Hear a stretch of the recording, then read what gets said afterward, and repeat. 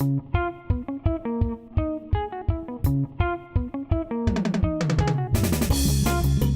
did I want to leave home. I had wanderlust and I just had to go.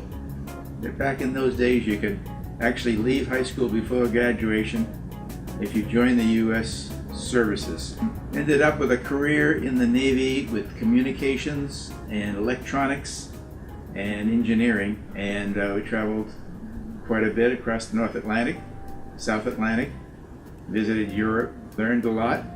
But after 4 years, I decided to go to college. So worked up enough money to get to college in Wisconsin. It was an all-male school, and I think I wouldn't recommend that in the future. These guys are all ex-military guys coming back from the wars, and all they wanted to do was educate themselves, and all I wanted to do was play. So I didn't do very good in college, but I did make it through.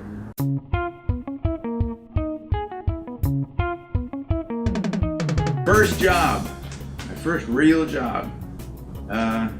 They brought me down to Oklahoma from Wisconsin in their twin-engine Beechcraft, and I thought I was riding high. It was a good beginning, learning how to work in a big corporation. But then came a small assignment that I went out the swamps of Louisiana, and my job was to slog through the mud and the jungle pulling wires. And I had a bad attitude, I'm afraid to say, and it caught up with me.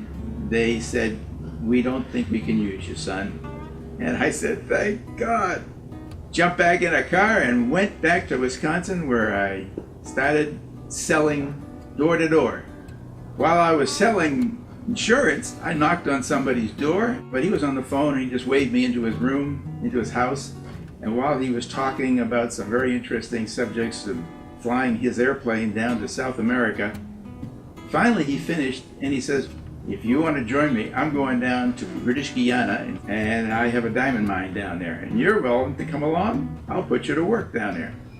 And man, I couldn't resist. I actually got to fly his airplane with him all the way down to Guyana, and that's when I knew I had to be a pilot. We arrived down in Guyana, went out to the jungles, worked with him for the first season, 3 months of dry, and then the 3 months of wet, and when the floods come, we have to leave the jungles. And that's when I met another young man who was also flying for Guyana Airways. He had a dance studio, he had a bar, he had a gymnasium, he did aerobatics, and he also was a pilot. And guess what? That's how I learned how to fly. He became my mentor, and he got me my pilot's license after about 6 months of flying small airplanes around the jungles of Guyana. And then I became a businessman flying people into the jungles on these airplanes. And little did they know that I only had like 150 hours. During the other seasons, when it was dry, I'd go back in the jungles with the other folks and mine diamonds. All was going well for me until I picked up some kind of an infection in my leg that just would not go away. And that was before we had all the antibiotics that we have nowadays. While I was back here in the United States waiting to heal, I also met another guy who was a cool dude, and he had his own airplane, and we'd go flying together. But I also found out that I had to get a U.S. pilot's license because my Guyana license wasn't worth anything in the States. They would accept my time and the logbook, but they would not accept the certificate. So I had to go back and do complete training again for my private pilot's license, which I did, and I got it. And then I found out that I wanted to become a commercial pilot. Well, that's another license which I had to work hard for. Got that. Then I found out that my friend was also going to fly an airplane in company with another guy delivering an airplane from the factory in Lock Haven, Pennsylvania to somewhere in South America. It was an ag plane. They needed another pilot. So I asked him if I could go, and he said, sure. So there I was with my buddy who had made one trip down there, leading me in another ag plane back to Central America, across the Gulf of Mexico, by Cuba, into Central America. Just no radios, no communication, no instruments, just a basic agricultural airplane, and it was a kick. I was sent down to Florida to pick up an airplane and bring it back to Lock Haven, Pennsylvania. So I did that, and on the way back to Pennsylvania, it was a beautiful, comfortable day, but the airplane had no radios in it, no navigation equipment. So I'm flying along the rivers or along the coastline, over the mountains, through the mountains, around the mountains. Finally I get to Lock Haven, land, and as I'm pulling from the runway, there's a guy standing there right in front of the airplane.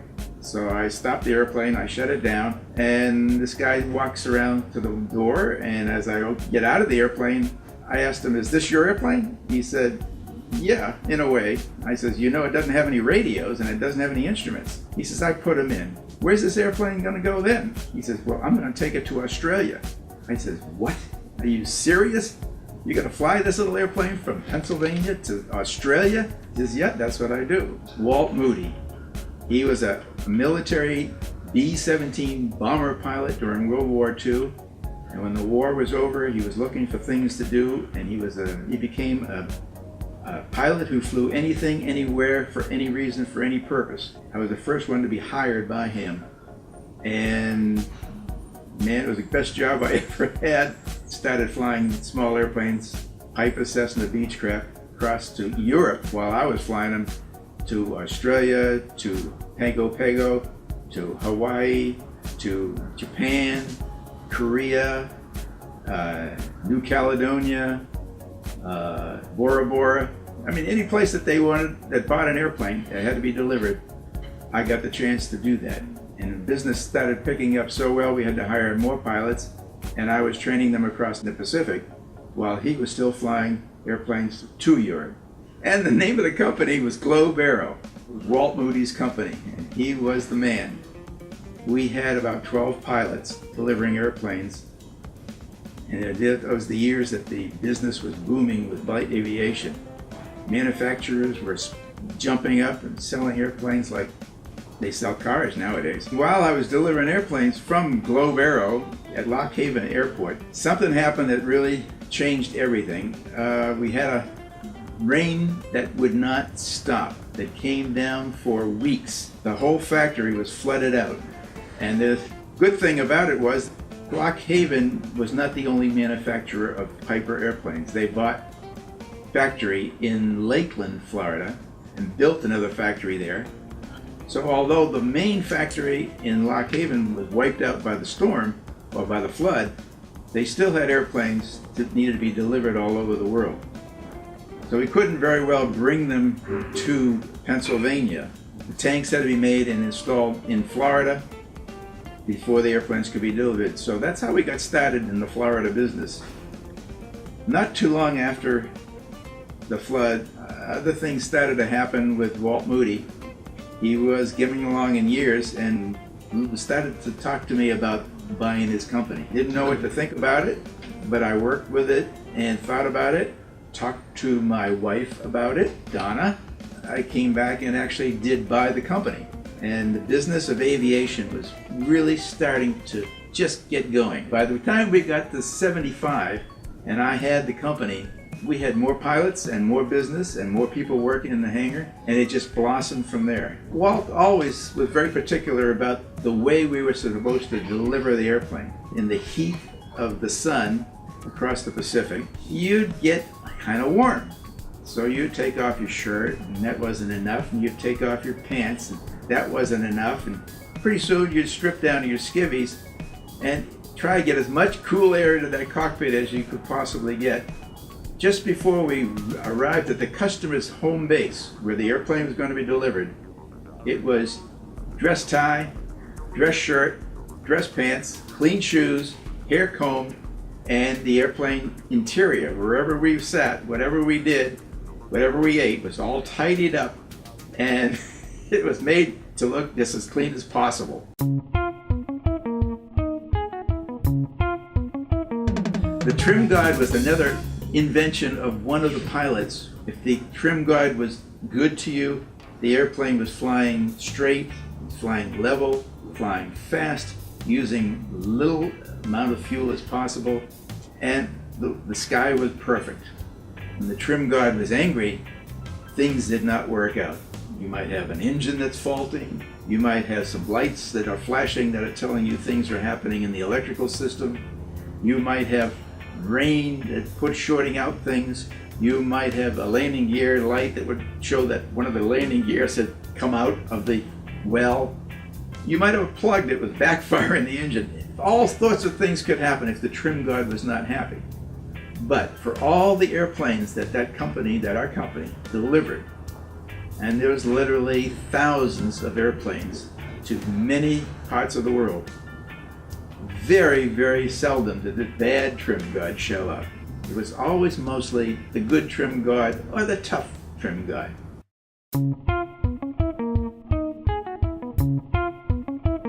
Well, we picked up the airplane at the factory, brought it to the shop in Lakeland. It's a brand new Piper Arrow. But there was something wrong with this particular one. We knew it was going to Germany, and with Germany, the registration is on the airplane from Germany. And it was Delta, Echo, Alpha, Tango, Hotel, Death. We've never had an airplane ever before that had a registration like that, and it was not comfortable to look at. But we had one pilot who volunteered to take it. It was tanked. He got in it, and he flew Death all the way to Germany and delivered it to its customer. There were some other dangers involved going across, and one of them was ice. Forecasters would let you know what the icing levels were, but remember back in those days, they didn't have satellite information from where the clouds were, where the storms were, which way they were running, which way they were moving. They knew basically what the wind directions were, but we didn't have that information. So you could fly in clear weather for a while, and then pretty soon you find yourself in clouds and starting to build ice on your wings. If you got in a bad situation, the only thing you could do was take the airplane down before it went by itself. The closer you got to the water, the better it was for getting rid of the ice off the airplanes. And if you could get out of the clouds as you're going down through the water, or to the clouds, to the water, and the water was not bad as far as storms, the salt from the ocean would actually deteriorate the ice on the wings. That has happened to myself and to a lot of other pilots more than once, but it works.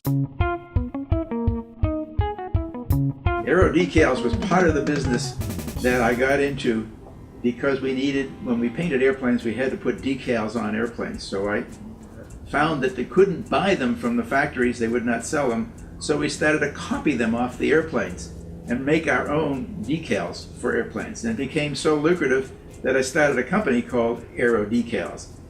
And it was simply part of our business for the airplanes that came to us to be modified, changed, painted, new interiors. We also have an interior shop. We had an avionics shop. All the extras that would go with aircraft business. So in 2006, Bill was ready to retire, and he was selling Globe Aero. And I saw that the decal business was not going to be sold along with Globe Aero. So I decided I'd like to take over that business. So I talked to Phil about it, and we made a deal, and I got the decal business. When I took the decal business over from Phil, he didn't have the infrastructure to make decals. And as an engineer, I was sure that I could learn everything I needed to do. I visited vinyl suppliers and talked to salesmen who sold decal making equipment and started engineering a business. I'm constantly looking for ways to be more efficient, to make higher quality, and to make them faster. There are two sides to that. I look at it from my perspective, our company's perspective, and I also look at it from the customer's perspective. The work I do on the website is to make it easier for the customer to get the decals that they want, to create kits that match their aircraft. As an example, if somebody had a plane that was made in the 70s, they probably have Loran as one of the circuit breaker labels. Those are being replaced with GPSs. So we make it possible for them to change the label on the circuit breakers to whatever equipment they actually have on the plane now. An example of how we make it easier for the customer is I've created a web tool on the website that allows them to create custom IN numbers. They can do any slant, any offset of the shadow, and the number that it creates will be FAA compliant, and no one else has a web tool like that. A customer who's working on his own plane, we might sell them an interior kit, an exterior kit, manufacturer's logos, stripes. Paint shops will sell them stripes, vinyl stripes, paint masks. Museums will do stripes, national insignias, custom nose art. We'll copy nose art that's, and try to make it historically accurate. And we also do things for manufacturers. Part of how we handle quality is we make sure that every order is looked at by more than one person. Nobody makes an order by themselves. We always have more than one person involved in making an order.